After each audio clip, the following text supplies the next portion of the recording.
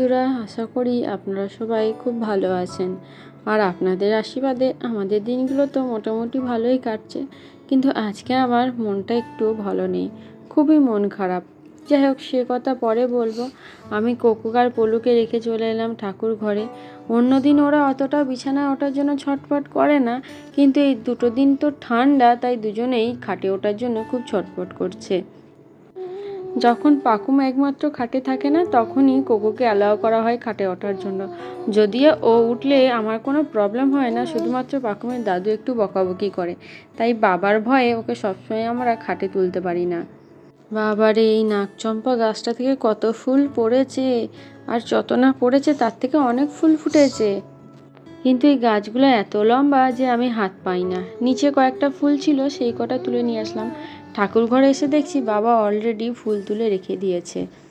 সেই জন্যই ছাদে এসে জানেন তো একটু সন্দেহ হয়েছিল, এত জবা ফুল ফুটছে প্রতিদিন, আজকে কেন ফোটেনি। বাবা যে আগে থেকে ফুল তুলে রেখে দিয়েছে সেটা তো আমি খেয়াল করিনি। 5 লিটার পরে পুজোটা শেষ করলাম, আর মামনি নিচে থেকে বলল যে যাওয়ার সময় যেন আমি কারি পাতা নিয়ে যাই। আজ মনে হয় জলখাবারে নতুন কিছু হতে চলেছে। ও মা, এসে আমি পাকুমকে খুঁজছি, আর ও বেটি ঠাম্মার কোলে উঠে বসে আছে। ঠাম্মা একদিকে মোবাইলে ভিডিও করছে, কোলের নাতনি জ্বালাচ্ছে, এদিকে কড়াইয়ে রান্না করছে। তবে কী যে রান্না হচ্ছে ঠিক দেখে বুঝতে পারলাম না। ততক্ষণে যাই ওপরে গিয়ে ঠাকুরের প্রসাদটা তুলে নিয়ে আসছি। আমার পেছন পেছন পলু আজকে ঠাকুর ঘরে ঢুকেছে। ও সাধারণত ঠাকুর ঘরে খুব একটা আসে না, আজকে এই প্রসাদের লোভে চলে এসেছে। দেখছি এতক্ষণ হয়ে গেল, আজ এখনও প্রসাদ দিল না, তাই লোভ না সামলাতে পেরেই ঠাকুর ঘরে চলে এলো। আর আমাদের পলু কোকো দুজনের কেউই কিন্তু ঠাকুরের থালাতে মুখ দেয় না। আগে কোকো সবসময়তেই আসতো, এখন কোকো অতটা আসে না। এখানে হয়তো অনেকেরই খারাপ লাগবে যে কুকুরকে ঠাকুর ঘরে অ্যালাউ করেছি। কি করব বলুন, ওরাও তো ভগবানের সন্তান, ওদেরও তো অধিকার আছে ভগবানের কাছে আসার। ওরাও তো বাবা ভৈরবের ছায়া সঙ্গী।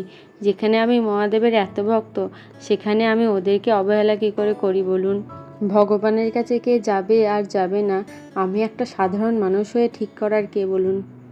এই দেখুন, জলখাবার হয়ে গেছে, দেখে পুরো মনে হচ্ছে চিকেন কাটলেট। আর খেতেও না দুর্দান্ত হয়েছিল, যদিও এটা নিরামিষ আইটেম ছিল। পরের দিন বললাম একটু চিকেন দিয়ে করো, তাহলে বোধহয় আরও ভালো লাগবে। পাড়াতে মাছ বিক্রি করতে এসেছিল, তার কাছে একটু চিংড়ি নিল। দেখি চিংড়ি দিয়ে আজকে কি রান্না হয়েছে। এর আগে যা দেখতে পাচ্ছি এটা হচ্ছে একটা সবজি করেছে, আর এই যে সকালের যে টিফিনটা ছিল পটল ভাজা, আর এই যে চিংড়ি দিয়ে লাউ, আর এই দেখুন আগের দিনের মাছ, আর এই যে বাঁধাকপি করেছে, বাঁধাকপিতেও একটু চিংড়ি দিয়ে দিয়েছে। আর দাঁড়ান, একটা জিনিস দেখাই। আমি যেটাকে লাউ বললাম, আসলে এটা কিন্তু লাউ নয়, জানেন তো, এটা না এই তরমুজের খোসা দিয়ে একটা তরকারি চিংড়ি মাছ দিয়ে করেছে, যেটা খেতে একদম পুরো লাউয়ের মতো লাগে। আর এই দেখুন জেঠিমা খিচুড়ি দিয়েছিল, সেটাও একটু নিয়ে নিয়েছি। আর পাঁপড় ভাজা ছিল, ব্যাস সব কিছু মিলে একদম খাওয়াটা একদম জবরদস্ত হয়েছিল। খেয়ে দিয়ে ওপরে পাকুমকে নিয়ে আসলাম, খাটে বসিয়ে দিয়েছি। সমানে দেখছি এরকম হাত বাড়িয়ে বাড়িয়ে কিছু একটা নিতে চাইছে। আমি তো বুঝতে পারছি না ওই যে কী নিতে চাইছে। বারবার ওপরে দেখছি, একটার পর একটা জিনিস দেখাচ্ছি, কিন্তু বোঝা যাচ্ছে না। ওর বাবা ওকে কোলে নিল, ওর বাবাও ঠিক বুঝতে পারছে না ও কী নিতে চাইছে। ওর বাবা অনেক দিন পর ওই ক্যাকটাসটা বার করেছিল, জানেন তো। ক্যাকটাসটায় চার্জ নেই বলে ওই ওপরটায় চার্জে দিয়েছে। তারপর অনেকক্ষণ পর খেয়াল করলাম হয়তো ওটাইও নিতে চাইছে। তারপর যখন ক্যাকটাসটা ওকে দেওয়া হলো, মা মেয়েটা আমার ভয় পেয়ে গেছে। আর একটু ছোটো যখন ছিল তখন এমনি ক্যাকটাসটা নিয়ে খেলা করতো, কিন্তু যখন আওয়াজ করতো তখন ভয় পেত। এখন তো দেখছি আওয়াজ করেনি তাতেও ভয় পাচ্ছে। শুধুমাত্র পাকুমেই ক্যাকটাসটা দেখে ভয় পায় না, এই ক্যাকটাস দেখে পাকুমের ছোটদা মানে আমাদের পলু বদমাইশটাও ভয় পায়। তাই যখন মাঝে মাঝে পলু খুব বদমাইশি করে, ক্যাকটাসটা ওকে দেখালেও সেখান থেকে পালিয়ে যায়। দিকে আবার মেয়েও এমন ভয় পেয়েছে, বাবার গলাটা জাপটিয়ে ধরেছিল। তাই ওর বাবা আমাকে বারণ করছিল যে মেয়েকে আর দিও না, বেকার ভয় পাচ্ছে, রাতের স্বপ্ন দেখবে। আবার যখন ওকে খাটে নামিয়ে দিলাম, ক্যাকটাসটা সরিয়ে দিলাম, আবার দেখছি সেম হাত বাড়িয়ে বাড়িয়ে কিছু একটা নিতে চাইছে। তখন আবার ওর বাবা ওপরের কচ্ছপটাকে নামিয়ে দিচ্ছে, দেখছি কচ্ছপটা দেখেও আবার ভয় পাচ্ছে। কিন্তু এই 2 দিন আগেও কচ্ছপটা নিয়েও খেলা করছিল। এই কটা দিন যে পাকুম কী বদমাইশি করছে তার কোনো সীমা নেই। দুপুরে তো ঘুমাতে দেয় না, এমনকি রাতে 1টা 2টোর আগে ঘুমাচ্ছেই না। ওর ঘুম পেয়ে যায়, ঘুমানোর কত চেষ্টা করি, তারপরেও জানেন ও একটুও ঘুমায় না। এমনকি আমি যখন ভিডিও এডিট করি তখন সমানে বদমাইশি করে আর ডিস্টার্ব করে। কেমন হয় জানেন তো ব্যাপারটা, ধরুন আমি পাশে বসে আছি, ও খেলা করবে, আমিও ওর দিকে তাকিয়ে আছি, ও খেলা করছে, কিন্তু যেই ফোনটা নিয়ে আমি কাজটা শুরু করব অমনি কোলের কাছে চলে এসে কান্না করবে, আবার ফোনটা রেখে দেবো, আবার খেলা করবে, আবার যখন দেখছি ও খেলা করছে আবার ফোনটা নিলাম কাজ করার জন্য, আবার কান্না শুরু। এই রকম বদমাইশি করে বলে আমার এখন রাতে ভিডিও এডিট করতে অনেকটা রাত হয়ে যায়। বিশেষ করে ও ঘুমায়ও তো 2টোর পরে, আর তারই মাঝখানে কোনো রকমে কুতিয়ে আমি ভিডিওটা এডিট করতে পারি। আবার ধরুন ভয়েস ওভার করতে বসেছি, এমন চ্যাম্যা করবে যে আমাকে বাধ্য হয়ে বন্ধ করে দিতে হয়, যার জন্য আমার কথাগুলোর কোনো লিঙ্ক তো থাকেই না, আবার তালও কেটে যায়। কিছুদিন আগে পর্যন্ত ও এরকম দুষ্টুমি করতো না, আমার ভয়েস ওভার করার সময় পাশে হয়তো চিল্লিয়ে খেলা করতো, কিন্তু এখন সেই জায়গায় এত চেঁচিয়ে কাঁদে যে বাধ্য হয়ে ফোনটা আমাকে বন্ধ করে দিতে হয়। এত প্রতিকূলতার মাঝেও এত কষ্ট করে ভিডিও বানাই, কিন্তু আপনারা সেই ভিডিও দেখেন, কিন্তু আপনাদের কেমন লাগে সেটা আমাকে একটুও কমেন্টে জানান না। দেখছেন, কদিন আগে পর্যন্ত কোনো কিছু ধরে দাঁড়ানোর পর তারপরে হাত ছেড়ে হাততালি মারতো, আর এখন কোনো কিছু সাপোর্টের দরকার নেই, সোজা উঠে দাঁড়িয়ে পড়ছে।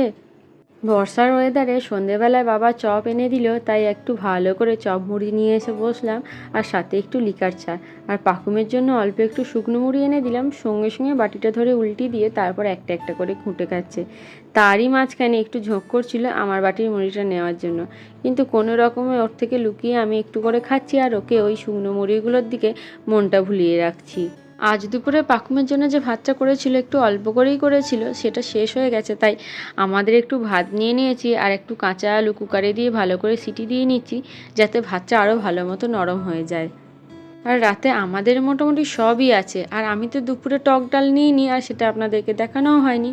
রাতে যদি ডাল থাকে আর একটু ভাজাভাজি হয় তাহলেই মোটামুটি সবার খাওয়া হয়ে যায়। আর এই দেখুন, খাওয়ার টাইম এগিয়ে আসছে বলে ঘন্টুও আজকে রান্নাঘরের দরজার সামনে বসে আছে। দাঁড়ান, আলু ভাজার আলুটা একটু কেটে নিই। সর্বনাশ আমার হয়েই গেল। এই তো মাত্র ছিল একটাই স্ট্যান্ড, সেটাও এরকমভাবে ভেঙে পড়ে গেল। ফোনটা যে কিছু হয়নি সেটার জন্য কপাল ভালো, কিন্তু যাই হোক, স্ট্যান্ডটা যে আমার এত কাজের, কাল থেকে কি করে যে ভিডিও করব জানি না। যাই হোক, আগে হাতের কাজটা সেরে নিই, তারপর দেখি আটা টাটা আছে কি না, তাহলে একটু জুড়ে নেব। এই দেখুন, মামনি ড্রয়ার খুঁজে একটা পুরনো ডেনড্রাইট পেয়েছি, জানি না এইটার টেম্পারটা কতটা, তাও দেখি ভালো করে একটু ফু দিই। ছোটোবেলায় দেখতাম বাবা ডেনড্রাইট দিয়ে কিছু জোড়ার আগে এরকম করে ফু দিয়ে তারপর সেট করতো, কিন্তু ডেনড্রাইটটা জুড়তে পারিনি, তাই আবার খুঁজে পেতে একটা ফেভিকুইক পেয়েছিলাম, সেটা দিয়েই তারপর সেট করে নিলাম। এই দেখুন, দাঁড়ান একটা জিনিস দেখাই। এইটা না আমার বিয়ের আগেকার, প্রায় আজ থেকে 10 বছর আগেকার জিনিস। খুব শখ করে এই হেয়ার স্ট্রেটনারটা কিনেছিলাম, তখন খুব ইউজ করেছি, কিন্তু এখন সময়ের অভাবে আর এটা ইউজ করা হয় না। জানি না এটা এখন কতটা ভালো আছে বা আদৌ চলবে কি না। মা আসলে কালকে দিয়ে পাঠাবো, আসলে বোন এটা চেয়েছে 2 দিন ইউজ করবে বলে। যাক, অন্তত তাও এই জিনিসটা ইউজ হবে, আর যদি একদমই ইউজ না করা হয় তাহলে এরকম খারাপ হয়ে পড়ে থাকবে। তাহলে বন্ধুরা, আজকের মতো ভিডিওটা এইটুকুই থাক। যদি ভালো লেগে থাকে তাহলে একটু কমেন্টে জানাবেন, সাথে একটা লাইকও করে দেবেন। জানি হয়তো করবেন না, তাও একবার রিকোয়েস্ট করলাম। আর আমাদের চ্যানেলে প্রথম এসে থাকলে আমাদের চ্যানেলটা সাবস্ক্রাইব করে আমাদের পাশে থাকার একান্ত অনুরোধ রইল।